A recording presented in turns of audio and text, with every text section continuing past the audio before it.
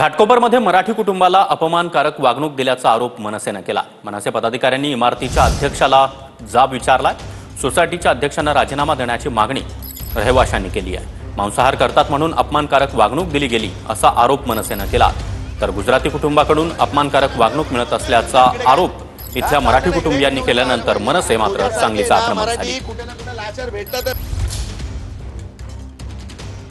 तर रात्रीच्या सुमारास मनसेने जाब विचारलेला होता आणि त्यानंतर आज सकाळी देखील मनसेचे कार्यकर्ते पदाधिकारी पुन्हा एकदा या ठिकाणी पोहोचले आणि त्यांनी पुन्हा एकदा या सोसायटीच्या अध्यक्षांना चांगला जाब विचारला।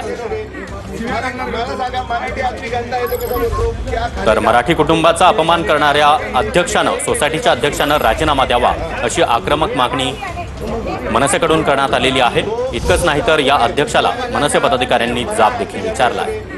मराठी आपली गंदा है तो कैसा बोलते हो? क्या खाने का, मच्छी नहीं खाने का, मटन नहीं खाने का। एक मिनिट मेरी बात सुनो सर, एकंदरीत तुम्ही या ठिकाणी राहतात, किती वर्षापासून या सोसायटीमध्ये राहतात, काय एकंदरीत वाद काय नक्की आणि ह्या व्हिडिओमध्ये जो प्रकार समोर आलेला आहे मनसेच्या वतीने देखील त्यांना समज दिलेली आहे।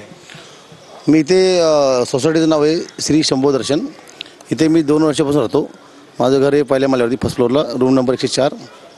आणि सोसायटीचं इलेक्शन होतं 1 महिन्यापूर्वी। तर त्या इलेक्शनमध्ये मी स्वतःचं घर असल्यामुळं मी उभं राहिलो। तर मला 12 मतं पडली, तिथे माझी हार झाली। बाकीचे लोक ते निवडून आले, त्यांची गुजराती लोक। परंतु जिथून मी हारलो तिथून तुम्ही मच्छी मटण खायचं नाही, आम्हाला वास येतोय, मराठी माणूस मराठीसारखं हैसियत आहे का, इथे मराठी माणसाला घर भाडं द्यायचं नाही, मराठी माणसाने घर विकत घ्यायचं नाही। त्याच्यानंतर मला सोसायटीने दिलं होतं मला हे कन्व्हे डीड की तुम्ही मला करून द्या। सोसायटी चेअरमॅन सेक्रेटरीने पॉवर दिली होती की हे तुम्ही करून द्या मला। तर त्याच्यानंतर मी लॉयर आणला। लॉयर आणल्याच्यानंतर मिटिंग झाली। सेकंड मिटिंगला त्यांना मी मेसेज टाकलं।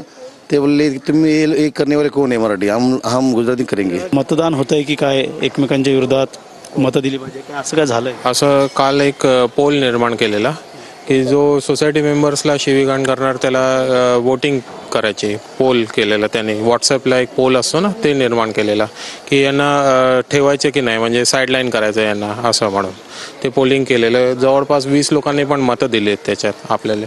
आमच्याकडे स्क्रीनशॉट आहेत त्यांचे। कॅमेरा अर्थर्वसह गणेशपुरा, TV मराठी, घाटकोपर। हा चाललं ना इकडे, तुझ्यासारखे ना मराठी कुठे ना कुठे लाचार भेटतातच। लावली मग तुला काय निवडून घेतलाय कमिटीवरती म्हणून काय रे झाला? हे इकडे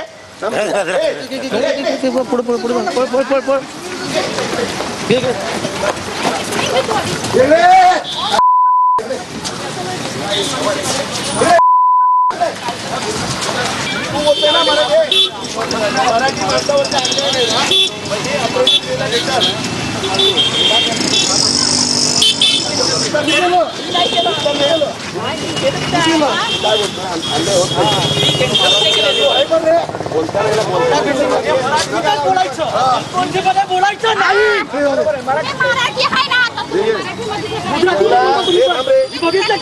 रात्री मराठी